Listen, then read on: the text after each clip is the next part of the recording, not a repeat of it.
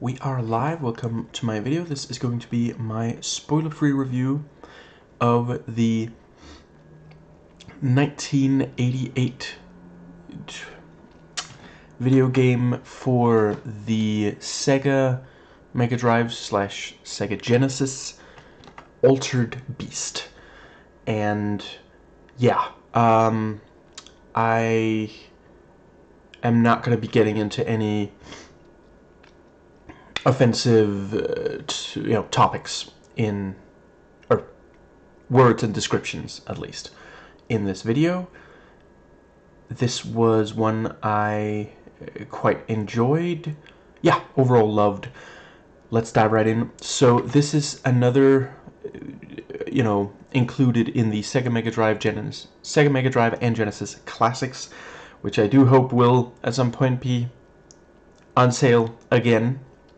I got it before it was removed, and yeah, so it is an arcade game rather than just restate what I explained the core of arcade games in my video on Space Harrier 2, so be sure to check that out. This one is set in ancient Greece. Zeus is embroiled in a war amongst gods. All the soldiers are engaged in the conflict, and the demon lord Neph takes the opportunity to capture Zeus's daughter Athena, taking her as a hostage. And yeah, Zeus revives a fallen soldier, and that's who you play as. One who died fighting for him in ages past. And let's see, yeah, you have to fight your way to Neph, and then defeat him in his lair.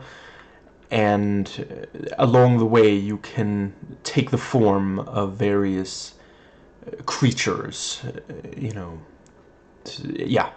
By the way, all this story stuff I only know because there's an FAQ on the game on GameFAQs.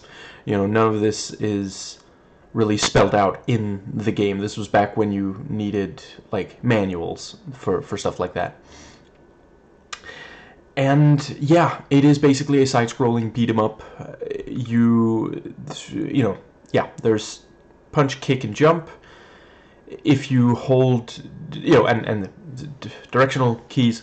If you hold down, and then punch or kick, the move is slightly altered, and you can also punch or kick in the air and do a high jump by holding up and then pressing jump.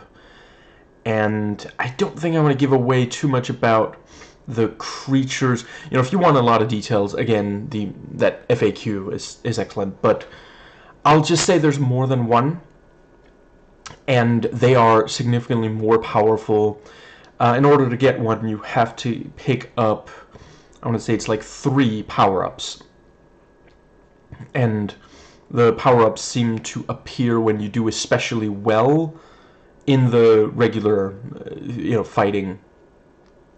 And yeah, the beasts are more powerful, and some of their attacks are much faster as well. And yeah, I thought it worked quite well, this thing of, because there is a lot of skin changing in Greek mythology and other mythologies. It's a quite old idea of a human changing into an animal or back. And yeah, you fight various, there are these zombies, for example. And yeah, I wouldn't say you ever fight someone that's just like another human soldier. I wonder if the fact that you've already been revived once is how they explain the extra lives for this one. I don't know, maybe that wasn't really something video game developers were thinking about at the time.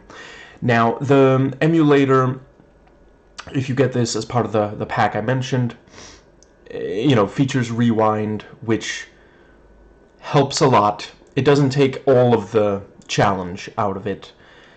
And yeah, one of the ways that this gets the cheap and cheesy kind of thing, that where you might have to play it a bunch of times to,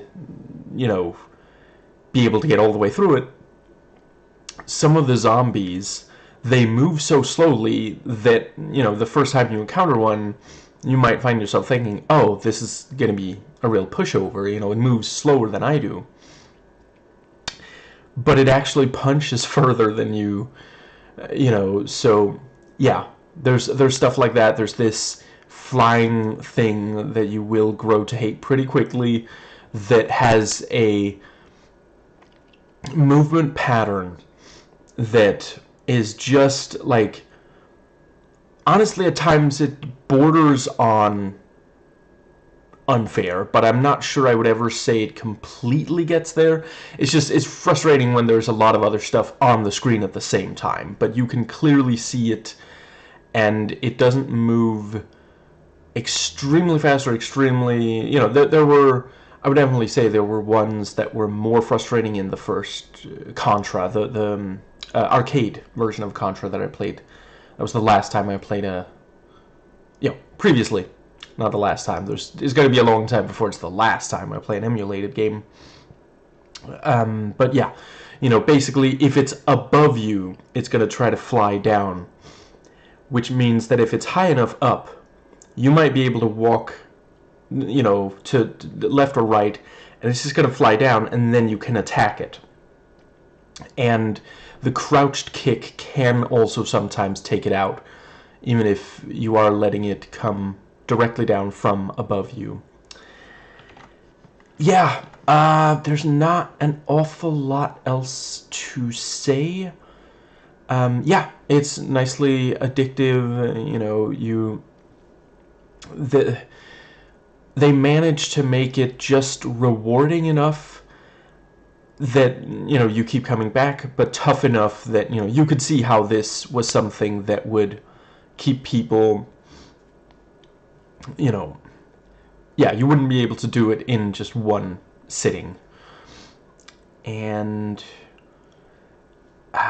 yeah, I think that might more or less, yeah, I suppose I've already, someone mentioned, some of the challenge comes from the number of enemies more than individual ones. At times it is individual ones. One of the enemies is this, like, dog that I think might be supposed to be a reference to Cerberus, and, it has a tendency to try to, like, jump, instead of just walking directly towards you as other enemies do. And also, the further you get into this, some enemies will move very fast and be difficult to either hit immediately or dodge, that sort of thing. Yeah, some of the beasts can perform ranged attacks.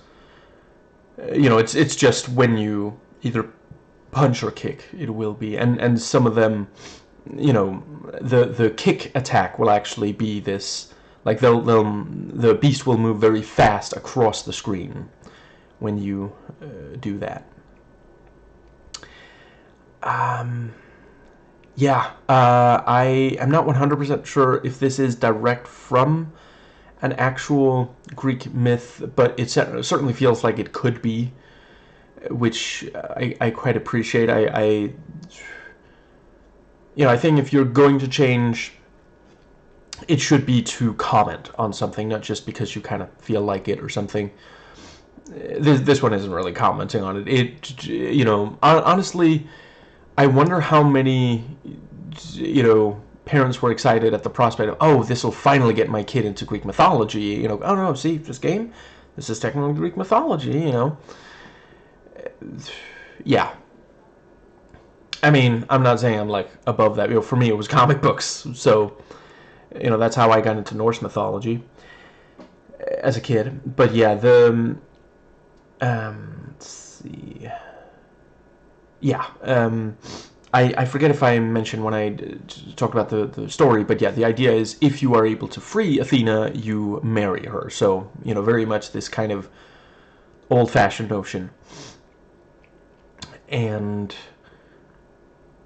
let's see. Yeah, some of the boss enemies definitely do get very cheap and cheesy, and ultimately there was only one, but there definitely was one where at first I thought I was doing good damage to them, and then it turned out, oh no, I was just wounding, you know, yeah, it like sends off stuff to attack you, and I was just destroying the stuff it was sending off, you know. Right, some pretty good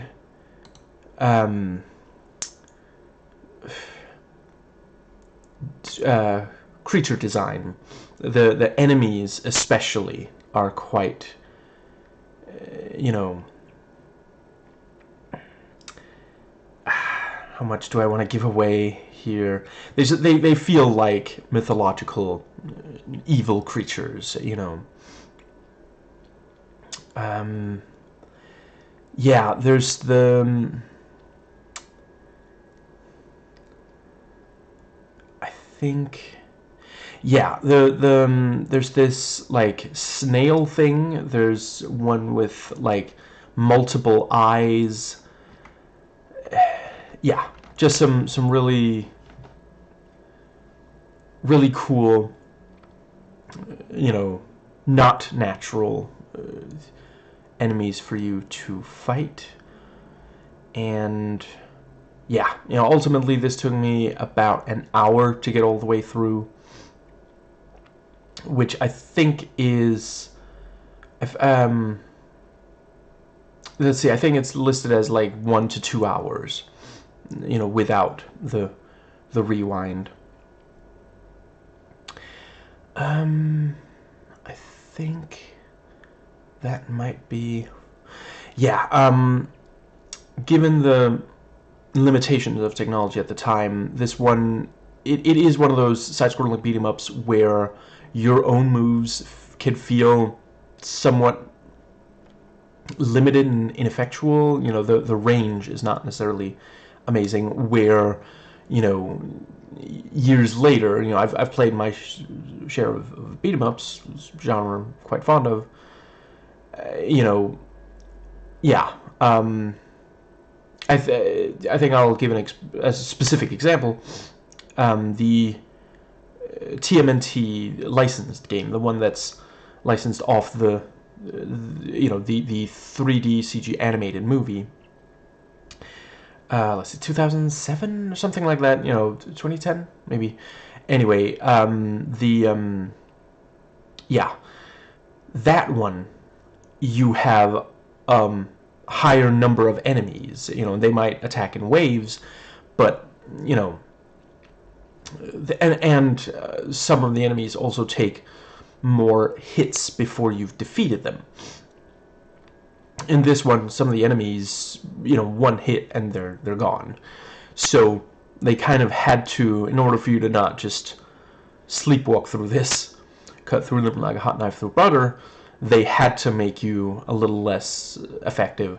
And I will also say, each of the power-ups greatly increase how effective you are, how powerful, and I think maybe also your range and speed, you know, so yeah. And of course, every single level ends with you being restored to the very basic form, and then you have to get power-ups to get back. Yeah, I think that is everything for this one. So yeah, really cool to see something that's mythological like this. Yeah, if you have access to this and you know, like games from this era, this will most definitely scratch that itch. And yeah, just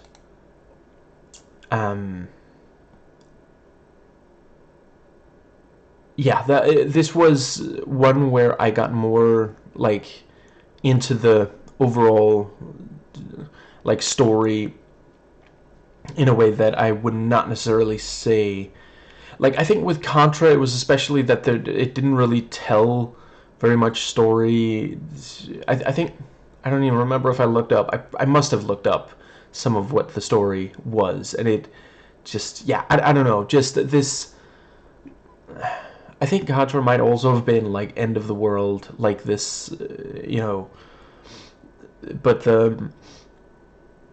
yeah, I don't know. It got the, you know, obviously bothers me, this idea of, you know, oh, if you do well at a thing, then a woman just has to marry you without, you know, considering if she's, you know, because this is very much a situation. You know, the soldier may know of her, but hasn't met her, and she certainly hasn't met him. So, yeah.